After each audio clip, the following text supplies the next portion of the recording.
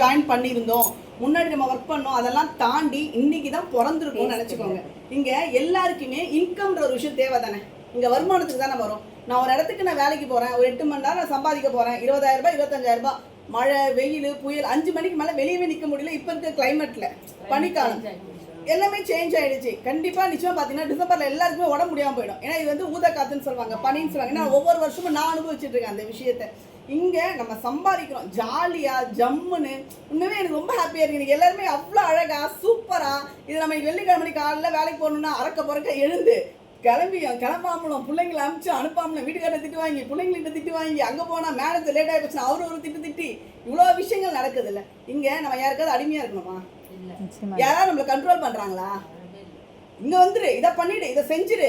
அதே மாதிரி நம்ம எல்லாமே நான் எது கூப்பிட்றவங்கள இம்பார்ட்டண்டான மீட்டிங் மட்டும்தான் கூப்பிடுவேன். முக்கியமான மீட்டிங் எல்லாத்துக்கும் வாங்க, எல்லாத்துக்கும் போங்க, சுற்றிட்டே இருங்க, ஃபோன் பேசிகிட்டே இருங்க, இங்கே கிடையவே கிடையாது. இங்கே ஜெயிக்கணும். என்னோட டார்கெட் வாரம் 25,000 ரூபாய். நான் உள்ளே வரும்போது மாதம் 2,000 ரூபாய். எனக்கு பிஸ்னஸ் தெரியாது, பிஸ்னஸ் நேம் தெரியாது, ஏதோ ஆளை சேர்த்து விடணும், நம்ம இன்கம் எடுக்கணும், இதுதான் மைண்ட் செட்டில் இருந்துச்சு. மாதம் 2,000 ரூபாய். ஆனால் எனக்கு 1,000 1,7 லட்சம் ரூபாய் மாதமே சம்பாதிக்கிறேன் ஒரு 4 வருஷத்தில். ஏன்னா இது எங்கே கிடைக்கும் நம்ம யோசிச்சோன்னா எங்கேயுமே வாய்ப்பு சாத்தியமே இல்லை. ஆனால் எல்லாருக்கும் பணம் தேவை தானே. கண்டிப்பாக எல்லாருக்கும் பணம் தேவை. ஆனால் நம்மளோட லேசினஸ்னா என்னென்னா பார்த்துக்கலாம், பண்ணிக்கலாம். நான் பாப்பா கிட்ட கூட ஒரு 4 முன்னாடி சொல்ல விஷயம் என்னென்னா, ஏன் நம்ம ஹஸ்பண்டையும் 10 மாதத்துல சொப்பத்தாங்க, அவர் மட்டும் வேலைக்கு கொண்டு தலையெழுத்தா? பாவம் தானே. பாவம் அவரும் காலையிலேருந்து நைட். நம்ம ஏதாவது நான் வந்து ரொம்பலாம் பெருசாக நீங்கள் பண்ணுங்கன்னு சொல்லலை. வீட்டுக்கு தேவையான குழந்தைக்கு தேவையான நம்ம பிள்ளைங்களுக்கு பேம்பர்ஸ் யூஸ் பண்ணுறோம்ல, இப்போ அதுதான் நிறைய செலவாக இருக்குது. நம்ம சொல்கிறோம் செலவே அதுதான் அதிகமாக இருக்குது. பேம்பர்ஸ்லேருந்து சின்ன குழந்தைங்களுக்கு லாக்டோஜன்லேருந்து குழந்தைங்களுக்கு தேவையான ஃப்ரூட்ஸ்லேருந்து நம்ம வீட்டுக்கு தேவையான வெஜிடபிள்ஸு ஃபிஷ்ஷு இது மாதிரி சின்ன சின்ன விஷயங்கள் வந்து பால். இப்போ அவர் வந்து மேனேஜரில் திட்டு வாங்கிட்டு டிராஃபிக் சிக்னல் பால் வாங்கி வாங்கணும், ப்ரெஷர் எங்கே வந்து விழும்? ஒய்ஃப் கிட்ட தான் விழும். அப்போ நம்ம நினைப்போம் பொழுதன்னைக்கு நம்ம வீட்டில் தான் உட்காந்துட்டு இந்த மனுஷன் அங்கேருந்து வந்துட்டு ஆசையாக பேசலையா, அன்பாக பேசலை, ஒரு பால் வாங்குறதுக்கு இவ்வளோ திட்டுறாரு. அப்போ ஒரு மைண்ட் செட்னா ஆகும், காசு தான் லைஃபா அப்படின்றது. இது நம்ம கையில் காசு இருந்தா பண்ணிக்கலாம்ல. யார் கையுமே ஏந்த வேண்டிய விஷயம் இங்கே கிடையாது. ஏன்னா இங்கே வந்து இன்னைக்கு பெண்கள் ஃப்ளைட்டே ஓட்டுறாங்க, உடன்கட்டை ஏறின காலம்லாம் இருந்தது இல்லை. ஒரு நாள் புருஷன் இறந்துருக்கும் போது பொண்டாட்டியும் போய் உடன்கட்டை ஏறினாங்க. அதே மாதிரி நல்லா யோசிச்சு பாருங்க. எனக்கு தெரிஞ்சவங்க தாத்தா பாட்டி சொன்ன காலத்துலலாம் பழைய காலத்துல 100 வயசு 108 வயசு இருக்குமே இருப்பாங்க பெரியவங்க, சாக மாட்டாங்க. குடுவை ஒன்று பெருசா ரெடி பண்ணி குடுவையில வச்சு சுடுகாட்டில் போய் வச்சிருவாங்க. அவ்வளோதான், அவங்க சாக அடிக்க முடியாதுல்ல. அதனால பெருசாக அந்த அளவுக்கு குடுவையை பண்ணி என்ன பண்ணுவாங்கன்னா ஜாடி வச்சு அந்த ஜாடியில் என்ன பண்ணுவாங்க அப்படின்னா சுடுகாட்டில் அப்படியே எடுத்துமே அவங்க உள்ள வச்சு அப்படியே வச்சிருவாங்க, செத்துருவாங்கல்ல அவங்க. அது மாதிரி இருந்தது. ஆனால் இன்னைக்கு பாருங்களேன், 20 வயசுல சுகரு, 30 வயசுல பிபி, ஹாஸ்பிட்டலில் பார்த்தீங்கன்னா கியூ, அவ்வளோ கியூ.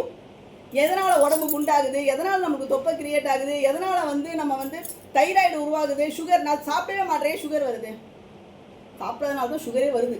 டாக்டர்கிட்ட போய் சொன்னால் அவ்வளோ கவுன்சில், அவ்வளோ விஷயம் சொல்கிறாங்க. கரெக்ட் டைம் காலையில் 8 மணிக்கு சாப்பிட்றோமா, பல்லு கூட தேங்க மாட்டேன் 8 மணிக்கு. ஏன்னா பிள்ளைங்களை கிளப்பணும், சாப்பிடணும், பசங்களை அனுப்பணும். அப்போ தான் கொஞ்சம் ரிலாக்ஸாகவே ஆகுது. காலைல 8 மணி, மத்தியானம் 12 மணி, சாயந்தரம் 7 மணிக்கு சாப்பிட்டுணுமா. 7 மணிக்கு சாப்பிடக்கூடாதான்.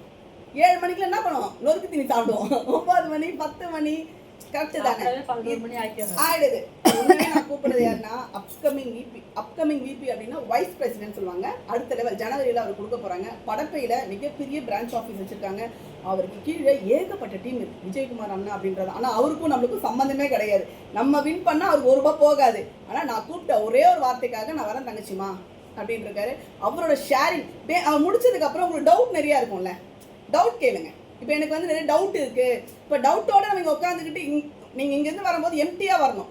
எம்டி கிளாஸாக வந்துட்டு வெளியே போகும்போது ஃபில் பண்ணிட்டு போங்க. இப்போ எனக்கு இந்த டவுட் இருக்குப்பா, எப்படி இந்த கம்பெனி 60,000 வருமானம் தருது, எப்படி எனக்கு அது பேர் மேட்ச் தருது, அப்போ எனக்கு கீழே வேலை பார்த்தா எப்படி காசு தராங்க, இங்கே பொருள் எப்படி கொடுக்குறாங்க, எப்படி டெலிவரி ஃப்ரீ டெலிவரி கொடுக்குறாங்க, எப்படி மற்ற ஸ்டேட்லலாம் வந்து பிஸ்னஸ் பண்ண முடியாது, நான் சொன்னால் ஏன் கேட்க மாட்டேன்றாங்க, இதெல்லாம் நமக்கு இருக்குல்ல. நான் சொன்னால் கேட்க மாட்டேறாங்க, நான் சொன்னால் வர மாட்டேன்றாங்க, இதெல்லாம் நம்ம சொல்கிறோம் இல்லையா. இதெல்லாம் ஏன் வரல, நீ கொஸ்டின் ரைஸ் பண்ணலாம். இவங்க பெரியவங்க அப்படின்லாம் கிடையாது. இங்கே எல்லாருமே ஈக்குவல் தான், சரிசமம் தான். இன்னும் நீங்கள் 2 பேரும் சேர்த்தாலும் 600 ரூபா தான், நான் சேர்த்தாலும் 600 ரூபா தான். இங்கே யாருக்கும் வந்து பெரியவங்க சின்னவங்கெல்லாம் இங்கே கிடையாது. அவர் சார் பேசும்போது நீங்கள் எல்லாருமே கொஞ்சம் எழுந்து நின்று கிளாப் பண்ணிவிட்டு உட்காந்துருங்க. அவங்க சொல்கிற